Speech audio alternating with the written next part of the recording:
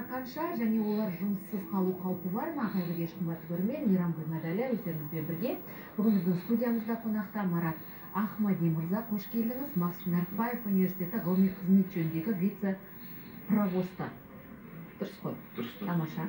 Қош келдіңіз Марат мырза студиямызға. Енді жоғары білімді қазақстандықтардың қатары көбейіп жатыр деген ақпарат шығып жатыр. Әрбір 4-ші қазақстандық жоғары білімді дейді.